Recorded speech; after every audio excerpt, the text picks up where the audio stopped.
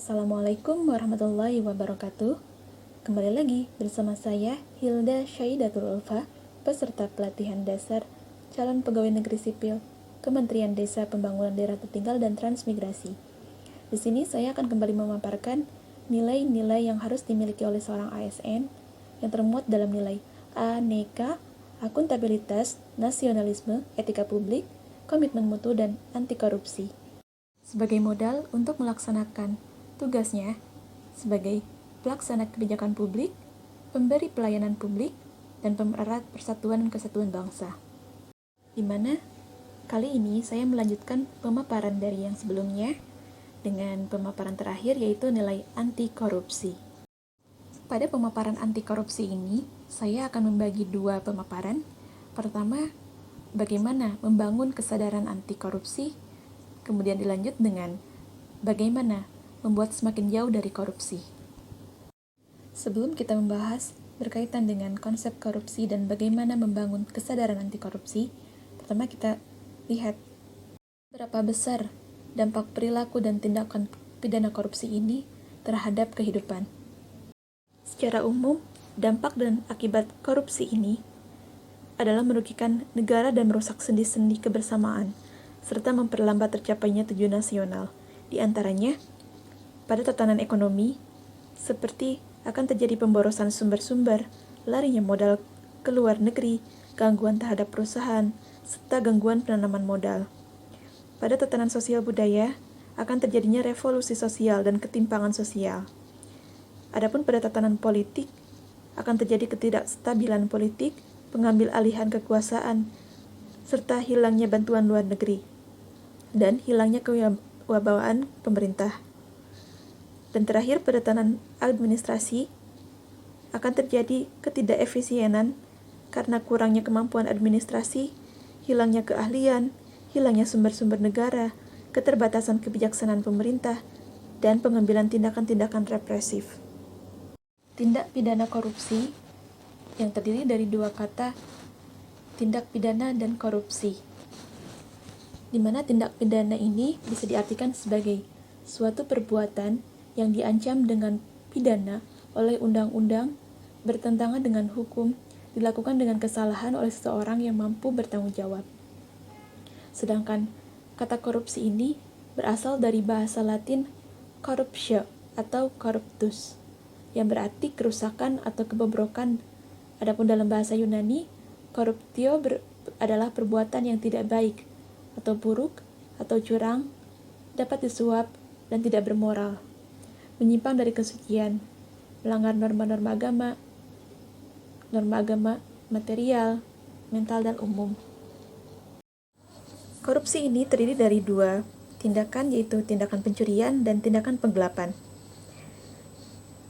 Adapun ciri-ciri korupsi diantaranya, pertama dilakukan oleh lebih dari satu orang, kedua merahasiakan motif atau ada keuntungan yang diraih, ketiga berhubungan dengan kekuasaan atau kewenangan tertentu, keempat berlindung di balik pembenaran hukum, dan kelima melanggar kaedah kejujuran dan norma hukum, serta keenam mengkhianati kepercayaan. Adapun unsur-unsur dalam tindak pidana korupsi, pertama dalam unsur subjektif, itu unsur adanya setiap orang, kedua penyelenggara negara, ketiga pegawai negeri, dan keempat korporasi. Dalam unsur objektif, ada 4 unsur, diantaranya janji, kesempatan, kemudahan, dan kekayaan milik negara, bisa berupa uang, akta, atau surat. Ada beberapa penyebab yang mendorong seseorang untuk melakukan korupsi. 1. Karena penegakan hukum tidak konsisten. Kedua, karena penyalahgunaan kekuasaan atau kewenangan. Ketiga, karena langkanya lingkungan yang anti korup. Keempat, karena rendahnya pendapatan penyelenggara negara. Kelima, karena kemiskinan atau bentuk keserakahan. Keenam, karena adanya keuntungan korupsi lebih besar daripada kerugian akibat ditangkapnya dia. Selanjutnya, karena pemberian imbalan jasa, dan terakhir, gagalnya pendidikan agama dan etika. Undang-Undang Nomor 31 Tahun 1999 dengan perubahan Undang-Undang Nomor 20 Tahun 2001 terdapat 7 kelompok tindak pidana korupsi, yaitu pertama, bentuk kerugian keuangan negara, kedua, suap menyuap, ketiga, pemerasan, keempat, perbuatan curang, kelima, penggelapan dalam jabatan, keenam, benturan kepentingan dalam pengadaan, dan 7, gratifikasi. Semua jenis tersebut merupakan delik-delik yang diadopsi dari KUHP Pasal 1 Ayat 1 Sub Undang-Undang Nomor 3 Nomor 71. 30 jenis delik korupsi, yaitu 2 jenis delik mengatur tentang perbuatan yang merugikan keuangan negara atau perekonomian negara, dan 28 jenis lainnya terkait dengan perilaku penyelenggara negara terkait dengan kekuasaannya. 2 delik terkait dengan perbuatan yang merugikan keuangan negara diantaranya 1. Melawan hukum untuk memperkaya diri sendiri dan orang lain dan korporasi dan dapat merugikan keuangan negara. Kedua, delik kedua yaitu menyalahgunakan kewenangan untuk menguntungkan diri sendiri atau orang lain dan korporasi dan dapat merugikan keuangan negara. Adapun 28 delik lainnya, pertama berkaitan dengan suap menyuap, yaitu 1. Menyuap pegawai negeri atau penyelenggara negara, kedua, memberi hadiah kepada pegawai negeri, ketiga, pegawai negeri dan penyelenggara negara menerima suap, keempat, pegawai negeri dan penyelenggara negara menerima hadiah yang berhubungan dengan jabatannya, kelima, menyuap hakim, selanjutnya menyuap advokat, kemudian hakim dan advokat menerima suap, kemudian hakim menerima suap, dan terakhir advokat menerima suap. Adapun pada tindakan terkait dengan penggelapan dalam jabatan diantaranya 1. Pegawai negeri menggelapkan uang atau membiarkan penggelapan. 2. Pegawai negeri memalsukan buku untuk memeriksa administrasi. Ketiga, pegawai negeri merusakkan barang bukti. Keempat, pegawai negeri membiarkan orang lain merusakkan bukti. Dan kelima, pegawai negeri membantu orang lain merusakkan barang bukti. Adapun selanjutnya berkaitan dengan perbuatan pemerasan. 1. Pegawai negeri atau penyelenggara negara memeras. Kedua, pegawai negeri atau penyelenggara negara memeras pegawai negeri lain. Kemudian berkaitan dengan perbuatan curang diantaranya 1. Pemborong berbuat curang. 2. Pengawas proyek membiarkan perbuatan curang. Ketiga, rekanan Polri atau TNI berbuat curang. Keempat, rekanan Polri atau TNI membiarkan perbuatan curang. Selanjutnya terakhir, pegawai negeri atau penyelenggara negara menyerobot tanah negara sehingga merugikan orang lain. Selanjutnya berkaitan dengan benturan kepentingan dalam pengadaan, yaitu pegawai negeri turut serta dalam pengadaan yang diurus kerjanya. Terakhir berkaitan dengan gratifikasi. Di antaranya, pegawai negeri menerima gratifikasi dan tidak lapor KPK. Pun tindak pidana lain yang berkaitan dengan tindak pidana korupsi, di antaranya 1. Merintangi proses pemeriksaan perkara korupsi. 2. Tidak memberikan keterangan atau memberi keterangan yang tidak benar. Ketiga, bank yang tidak memberikan keterangan rekening tersangka. Keempat, saksi atau ahli yang tidak memberi keterangan atau memberi keterangan palsu. Kelima, orang yang memegang rahasia jabatan tidak memberikan keterangan atau memberi keterangan palsu. Terakhir, saksi yang membuka identitas pelapor. Untuk menumbuhkan kesadaran anti korupsi ini, maka untuk mencapai puncak tertinggi ini harus menyentuh nilai spiritual akuntability seseorang. Adapun mereka yang memiliki spiritual accountability ini akan selalu ingat pada perjanjian dirinya dengan Tuhannya. 1. Terkait dengan tujuan hidupnya. 2. Terkait dengan mereka harus mempertanggungjawabkan segala tindak perbuatannya kepada Tuhannya. Melalui spiritual accountability ini akan menghasilkan niat baik pada seseorang, yang kemudian melanjutkan dan menghasilkan visi dan misi yang baik untuk kemudian diterjemahkan dalam usaha-usaha terbaik dan menghasilkan hasil terbaik. Hubungan konsekuensi tersebut idealnya dapat menjamin bahwa pemilik spiritual accountability ini akan mendorong public accountability yang baik, dan tentunya dia tidak akan tergerak atau mempunyai niat untuk melakukan kerusakan, termasuk diantaranya korupsi. Malah sebaliknya, dia akan punya niat yang sangat kuat untuk menghindari korupsi. Saat seseorang telah mencapai kesadaran anti korupsi secara menyeluruh dan utuh, maka Hal tersebut tidak hanya sampai menjadi semangat, namun akan terus bergerak hingga menjadi komitmen integritas. Dia sudah melangkah lebih jauh, bukan sekedar menghindari namun mencari solusi terhadap fenomena korupsi. Ada 6 tingkatan komitmen integritas. Dari mulai tingkatan pertama, dia berontak, kemudian dia menggerutu di belakang, selanjutnya ikut dengan terpaksa, kemudian dilanjutkan dengan ceria berkontribusi, dan kelima, komitmen sepenuh hati, dan tingkatan paling tinggi yaitu bahagia berkarya. Dalam konsep sistem integritas nasional, melalui level komitmen, dengan semakin tinggi level komitmen maka akan memudahkan untuk mendapatkan impian Indonesia, yaitu bebas dari korupsi. Kemudahan tersebut diperoleh karena sebelumnya telah mendapatkan hakikat atau makna dari upaya pemberantasan korupsi. Impian tersebut merupakan terminal antara dari perjalanan untuk mencapai tujuan nasional, dengan korupsi yang dapat dikendalikan sebagai sebuah hasil dari tercapainya integritas nasional, dan wujud sinergi dari berbagai organisasi dan pilar yang telah berintegritas, yang dibangun oleh orang-orang yang berintegritas. Dalam konteks ini disebut mereka adalah tunas integritas. Setelah proses membangun kesadaran anti korupsi, selanjutnya yaitu membangun semakin jauh dari korupsi, berkaitan dengan membangun upaya dan tindakan nyata dalam menghindari korupsi. Langkah pertama dengan membangun tunas integritas. Pembangunan integritas perlu dimulai dari upaya membangun integritas individu yang selaras dengan integritas organisasi dan bangsa. Faktor manusia sebagai kunci perubahan mendorong pemberantasan korupsi di Indonesia dipandang sebagai pembenahan permasalahan akhlak dan moral. Para tunas integritas ini diharapkan dapat menjalankan peran strategis dalam organisasi berupa menjadi jembatan masa depan kesuksesan organisasi. Mereka menjadi kumpulan orang yang selalu terdepan untuk memastikan tujuan organisasi tercapai. Kedua, membangun sistem integritas, berpartisipasi aktif dalam pembangunan sistem integritas hingga semua peluang korupsi dan berbagai penyimpangan lainnya dapat ditutupi. Dan terakhir, mempengaruhi orang lain, khususnya mitra kerja untuk berintegritas tinggi.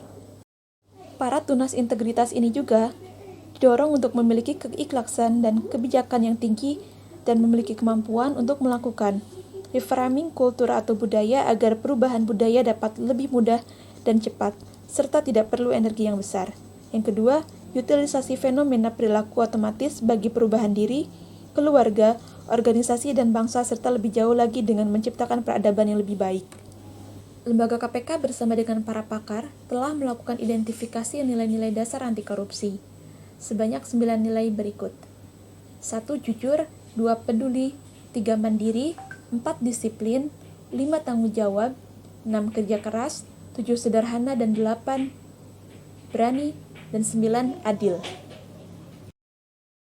Dalam penanaman nilai-nilai anti korupsi dan integritas, menurut Kelman dan Brickman, terdapat 3 proses sosial yang berperan dalam proses perubahan sikap. Pertama, kesediaan, 2. Identifikasi, dan ketiga, internalisasi. Pada proses perubahan kesediaan, ketika individu bersedia menerima pengaruh untuk berintegritas dari orang lain atau dari kelompok lain, dikarenakan ia berharap untuk memperoleh reaksi atau tanggapan positif dari pihak lain tersebut. Kesediaan semacam ini biasanya tidak berasal dari hati kecil, tetapi lebih merupakan cara untuk sekedar memperoleh reaksi positif seperti pujian, dukungan, dan simpati dari orang lain. Untuk perubahan perilaku, proses kesediaan ini sifatnya tidak dapat bertahan lama dan biasanya hanya tampak selama tersedia reaksi positif dari perilaku integritas. Selanjutnya, proses perubahan jenis identifikasi, yaitu apabila individu meniru integritas seseorang pada kelompok lain dikarenakan integritas sudah sesuai dengan apa yang dianggapnya sebagai bentuk hubungan yang menyenangkan antara dia dengan yang memberikan pengaruh terkait integritas. Identifikasi ini bukan selalu berarti meniru sikap positif yang serupa, akan tetapi dapat juga berupa pengambilan sikap yang diperkirakan akan disetujui oleh pihak lain. Selanjutnya, perubahan proses internalisasi integritas terjadi apabila individu menerima pengaruh dan bersedia bersikap dan berperilaku dengan penuh integritas dikarenakan integritas tersebut sesuai dengan apa yang ia percayai dan sesuai dengan sistem nilai yang dianutnya. Penerima integritas seperti ini biasanya dipertahankan oleh yang bersangkutan dan biasanya tidak mudah untuk berubah selama sistem nilai yang ada dalam dirinya masih bertahan. Internalisasi integritas ini dapat dilakukan dengan dua pendekatan, pertama inside out dan kedua outside in. Dalam internalisasi integritas ini akan maksimal ketika kita mampu menggabungkan pendekatan inside out dan outside in. Untuk terjadinya hal tersebut, maka pertama, lingkungan yang berintegritas atau harus didukung dengan lingkungan yang berintegritas. Misalnya, berbanyak hidup dalam lingkungan yang positif. Kedua, proteksi integritas, misalnya pastikan mempengaruhi lingkungan yang negatif tidak masuk dalam pikiran. Yang ketiga, perubahan sistem nilai. Misalnya jika pengaruh sudah masuk dalam pikiran, segera lakukan teknik perubahan sistem nilai agar yang negatif dapat dihapuskan dan diganti dengan yang positif. Untuk hidup dalam lingkungan yang positif dapat dilakukan dengan 1. Memperbanyak teman yang berperilaku positif.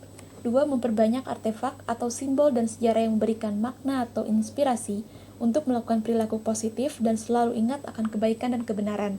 Ketiga, memperbanyak rutinitas atau ritual positif. Keempat, membangun atau menjalankan sistem integritas. Integritas kepemimpinan, struktur organisasi, dan sistem pengendalian. Adapun proteksi integritas agar pengaruh lingkungan negatif tidak dapat masuk dalam diri kita dapat dilakukan dengan pertama, melakukan simbolisasi yang dilengkapi dengan imajinasi, sugesti, dan asosiasi bahwa pengaruh tersebut hanya ada di luar diri kita dan tidak pernah masuk ke dalam diri kita. Kedua, melakukan disasosiasi, yaitu keluar dari lingkaran pengaruh negatif tersebut. Dan ketiga, melakukan multi-protection of integrity. Pada internalisasi integritas yang ketiga, yaitu melakukan perubahan pengaruh negatif yang sudah masuk dalam bawah sadar kita, yang menjadi perilaku negatif secara otomatis dan telah menjadi kebiasaan karakter, dilakukan dengan 2 jalur perubahan pengaruh. Pertama, jalur pengulangan, dan yang kedua, jalur efek wow. Pada jalur pengulangan, dengan seringnya panca indera kita menangkap stimulus pengaruh secara terus-menerus, maka pengaruh tersebut akan masuk bawah sadar. Segala sesuatu yang ditangkap oleh panca indera akan masuk area ingat dalam pikiran, kemudian seiring dengan berjalannya waktu, biasanya akan masuk ke area lupa. Dengan pengulangan secara terus-menerus, maka pengaruh tersebut akan berulang masuk area ingat dan lupa. Semakin sering dilakukan memasuki area lupa dan ingat, maka pengaruh tersebut akan masuk bawah sadar. Pada saat masuk bawah sadar, maka mekanisme ingat dan lupa tidak berfungsi lagi. Yang ada adalah mekanisme otomatis. Inilah yang menjadi sebab mengapa muncul istilah perilaku otomatis. Sedangkan pada jalur efek wow, peristiwa atau kejadian yang luar biasa, kejadian yang membuat orang terkaget-kaget dan tidak percaya hingga otak kirinya tidak berfungsi maksimal dan langsung direspon dengan otak kanan, hingga terbuka pintu bawah sadar secara otomatis. Kondisi di mana pengaruh negatif yang sudah masuk bawah sadar atau sudah menjadi karakter, pada kondisi ini tidak cukup hanya dengan menginternalisasikan integritas atau memperkuat integritas, namun perlu diikuti dengan proses 1. Mengurangi atau menghilangkan kebiasaan negatif. Kedua, melakukan reframing kebiasaan negatif hingga positif. Langkah selanjutnya, setelah berhasil membangun tunas integritas, yaitu dengan membangun sistem integritas dengan cara melakukan reframing culture, kedua dengan seeding of integrity, dan ketiga sistem integritas organisasi. Reframing culture dilakukan dengan upaya mengubah orientasi dari perilaku korupsi yang berbentuk kolusi. Unsur-unsur yang membentuk kolusi, baik perilaku, ucapan, emosi maupun pikiran atau paradigma, atau kita sebut sebagai konten, dilakukan perubahan atau dikembalikan orientasinya menjadi gotong royong yang sebelumnya telah menjadi budaya yang sangat kuat di masyarakat Indonesia. Upaya-upaya untuk mengembalikan kembali nilai-nilai dan kebiasaan yang telah bergeser konteksnya untuk dikembalikan lagi menjadi konteks positif oleh Yudi Latif sering disebut sebagai penyembuhan nasional. sebagai upaya untuk memulihkan kembali semangat dasar atau fitrah dari berdirinya bangsa Indonesia. Terdapat 7 semangat dasar yang diharapkan dapat ditumbuhkan kembali di bumi pertiwi Indonesia ini. Pertama, semangat ketakwaan pada Tuhan. Kedua, semangat keikhlasan dan ketulusan. Ketiga, semangat pengabdian dan tanggung jawab. Keempat, semangat menghasilkan yang terbaik. Kelima, kekeluargaan. Keenam, semangat keadilan dan kemanusiaan. Dan ketujuh, semangat perjuangan. Selanjutnya, pada Seeding of Integrity, yang merupakan upaya untuk menanamkan pengaruh integritas pada bawah sadar hingga dapat membentuk perilaku, kebiasaan, dan budaya integritas. Seakan menjadi suatu pertempuran antara integritas dan korupsi ini, saling memperkuat untuk mempengaruhi pegawai negeri di Indonesia. Terdapat 3 aspek penting yang perlu disadari terkait pertempuran antara integritas dan korupsi. 1. Koruptor menggoda biasanya pada saat keadaan sepi dan rahasia. Kedua, koruptor menggoda biasanya pada saat seseorang sedang di luar sistem. Ketiga, koruptor menggoda dengan beragam cara dan menggunakan pengaruh yang sebelumnya di luar perkiraan, atau bisa disebut dengan wow effect. Dengan mempelajari mekanisme berpikir, bersikap, dan bertindak manusia, maka akan didapatkan pola sebagai berikut. 1. Stimulus wow effect korupsi lebih kuat pengaruhnya dibandingkan dengan kekuatan kontrol internal atau nurani akan memunculkan kecenderungan korupsi. Kedua, kekuatan kontrol internal nurani dan stimulus korupsi yang biasa tanpa wow effect atau lemah. Ketiga, kekuatan kontrol internal atau nurani lebih kuat pengaruhnya dibandingkan dengan stimulus wow effect korupsi, maka akan memunculkan kecenderungan integritas. Bagi para tunas integritas yang sudah terbiasa melakukan internalisasi integritas, sehingga terbentuk perilaku integritas secara otomatis, dan dengan kompetensi beragam teknik menjauhi korupsi, menjadikan ada atau tidaknya lingkungan positif tidak menjadi masalah untuk tetap berintegritas atau menjauhi korupsi, walaupun biasanya jumlahnya tidak banyak. Proses menanamkan pengaruh dari luar ke dalam diri manusia terkait erat dengan panca indera atau modality, sebagai pintu interaksi dan submodality agar pengaruh integritas tersebut dapat masuk ke dalam area bawah sadar, yang selanjutnya diharapkan dapat menjadi perilaku otomatis, kebiasaan, dan budaya. Penguasaan modality sampai submodality akan sangat membantu untuk ketepatan proses kompetensi dasar inside out maupun outside in, terutama pada saat memberikan sugesti, yaitu ketepatan dalam penggunaan bahasa-bahasa yang paling berpengaruh untuk mensugesti diri sendiri atau orang lain. Secara umum, kita mengenal terdapat 3 besaran modality dan 1 gabungan modality, yaitu auditory, 2 visual, 3 kinestetik, dan 4 multimodality. Kaitan dengan sistem integritas organisasi, sistem integritas merupakan lingkungan yang kondusif bagi peningkatan dan penjagaan integritas, sehingga terjadi penyelarasan antara rohani dan jasmani dalam diri, penyelarasan jiwa, pikiran, perasaan, ucapan, dan tindakan dengan nurani dan lingkungan. Sistem dan budaya integritas. Sistem integritas yang kuat sebagai pengendali dan penyelaras akan berjalan secara efektif ketika diikuti kesediaan seluruh elemen organisasi. Pada sistem integritas organisasi ini dipengaruhi oleh beberapa komponen, diantaranya leadership risk, pengendalian dan penyelarasan organisasi, komponen sistem integritas, dan kematangan praktek sistem integritas. Pimpinan yang berintegritas memiliki 2 kata kunci dalam implementasi sistem integritas, yaitu penyelarasan dan pengendalian. Kedua kata kunci tersebut akan berjalan dengan baik lewat keikhlasan dan kebijaksanaan hasil proses internalisasi integritas secara seutuhnya pada diri pemimpin organisasi. Selanjutnya, pada pengendalian sistem integritas, pengendalian akan berjalan secara efektif pada organisasi yang sudah terintegrasi dan selaras pada semua aspek organisasi sebagai berikut, yaitu pada aspek nilai, visi dan misi, strategi, program, dan kegiatan. Dalam operasionalisasi, setidaknya organisasi mempunyai kapasitas: pertama, sumber daya manusia; kedua, keuangan; ketiga, teknologi; keempat, informasi dan komunikasi. Harus memastikan kapasitasnya dikelola dengan baik dan diutilisasi secara berintegritas. Dalam rangka memastikan semua kapasitas organisasi diutilisasi secara berintegritas, maka diperlukan sistem-sistem khusus untuk menciptakan integritas organisasi. Beberapa di antaranya merupakan tugas KPK seperti program pengendalian gratifikasi dan laporan harta kekayaan atau LHKPN. Dalam komponen sistem integritas, terdapat sistem-sistem khusus untuk pengendalian korupsi dan standar etika.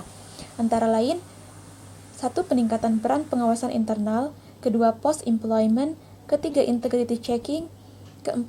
Pengungkapan isu integritas, 5. Pengendalian gratifikasi, 6. Pelaporan harta kekayaan, 7. Analisis resiko terhadap integritas, 8. Revitalisasi kode etik dan pedoman perilaku, 9. Seleksi dan keteladanan pimpinan pucak, dan terakhir, evaluasi eksternal integritas. Organisasi wajib memprioritaskan sistem-sistem pembentuk integritas organisasi yang berdampak signifikan sesuai dengan nilai organisasi dan ruang lingkup pilarnya. Dan yang terpenting adalah memastikan bahwa organisasi harus menjalankan sistem operasional dengan pengendalian korupsi beserta standar etika yang terintegrasi untuk dapat mencapai integritas organisasi yang tinggi.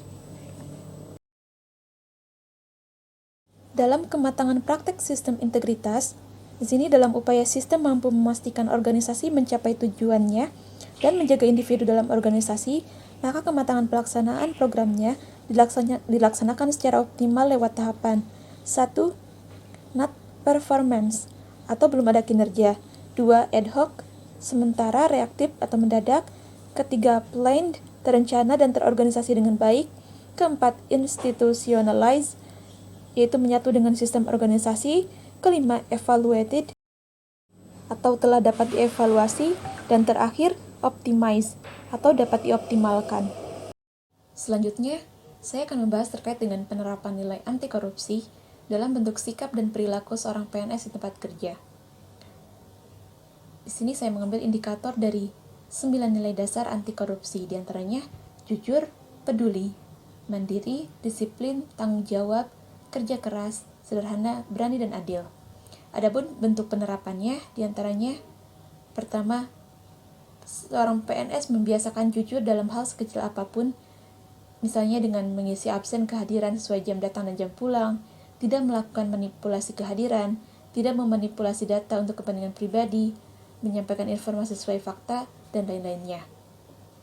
Untuk menumbuhkan rasa peduli terhadap masyarakat, sehingga tumbuh kesadaran tidak ingin melakukan hal yang menyakitkan banyak orang, dan dapat bekerja sepenuh hati, penuh dedikasi untuk masyarakat. Membiasakan sikap mandiri dengan mencari informasi atau belajar mandiri untuk meningkatkan kapasitas dan kompetensi diri. Kemudian, membiasakan disiplin kehadiran, disiplin saat jam kerja dengan kerja produktif, tidak digunakan untuk malas-malasan, tidak bolos jam kerja, menggunakan pakaian dan atribut sesuai aturan, dan lain-lainnya. Terkait pembiasaan dalam tanggung jawab, itu dengan membiasakan menyelesaikan tugas sampai dengan selesai, tidak lari dalam masalah. Bekerja keras agar pekerjaan sesuai dengan harapan yang diinginkan. Selalu membiasakan hidup sederhana sesuai dengan kemampuan, tidak mengikuti gaya hidup tinggi dan dengan boros, melakukan rajin menabung dan investasi. Menemukan rekan kerja yang melakukan tindakan melanggar kode etik, berani memperingatkan terlebih dahulu dia. Apabila dia tidak mengikuti saran kita, maka segera laporkan kepada atasan. Kemudian bersikap adil dengan tidak berpihak dalam melakukan pelayanan. Berdasarkan indikator dari perbaikan sistem dan manusia, penerapan sikap dan perilaku seorang PNS dalam anti korupsi ini bisa dicontohkan dengan konsisten dalam mendukung program penerapan reformasi birokrasi dan dalam sistem organisasi, menegakkan etika profesi dan tata tertib lembaga, berkomitmen dan mendukung organisasi untuk menerapkan konsep good governance, membangun sistem integritas dalam kepemimpinan lembaga dan organisasi, membangun dan menerapkan sistem pengendalian integritas dalam organisasi, serta melakukan proses pelaporan harta seperti pada program LHKPN setiap tahunnya untuk semua pegawai dan pejabat dalam lembaga. Dalam indikator perbaikan manusia, penerapan yang dapat dilakukan oleh seorang PNS diantaranya, pertama, menerapkan 3R, yaitu rasa malu, rasa bersalah, dan rasa takut saat melakukan kesalahan sekecil apapun. Kemudian, 2. Melakukan proses seleksi seefektif mungkin untuk memilih calon pegawai dan calon pemimpin yang memiliki integritas tinggi, bersih, jujur, dan adil. Tidak melakukan titipan orang untuk diangkat menjadi pegawai, memperbanyak bergaul di lingkungan dan rekan kerja yang positif dan tidak membiarkan hal-hal negatif mempengaruhi diri. Serta memperbanyak ritual positif, misalnya untuk seorang muslim dengan rajin sholat, membaca dan mempelajari isi Al-Quran, dan mendekatkan diri melalui zikir sebagai proteksi internal dari hal-hal negatif. Selanjutnya, melalui indikator 7 delik tindak pidana korupsi, penerapan anti korupsi yang dapat dilakukan oleh seorang PNS diantaranya, ia tidak menggunakan wewenang untuk memperkaya diri. 2. Menghindari menerima hadiah yang berkaitan dengan jabatannya. Kemudian, tidak melakukan penggelapan uang atau membiarkan rekan kerja atau atasan kita melakukan penggelapan. Selanjutnya, tidak melakukan pemerasan rekan kerja atau atasan untuk membantu mereka naik jabatan. Dan terakhir, tidak menerima gratifikasi dan segera melaporkannya kepada atasan atau pihak berwenang seperti KPK ketika kita mendapatkan bentuk gratifikasi sekecil apapun. Cukup sekian pemaparan saya terkait dengan nilai anti korupsi. Semoga bermanfaat. Sekian dan terima kasih. Wassalamualaikum warahmatullahi wabarakatuh.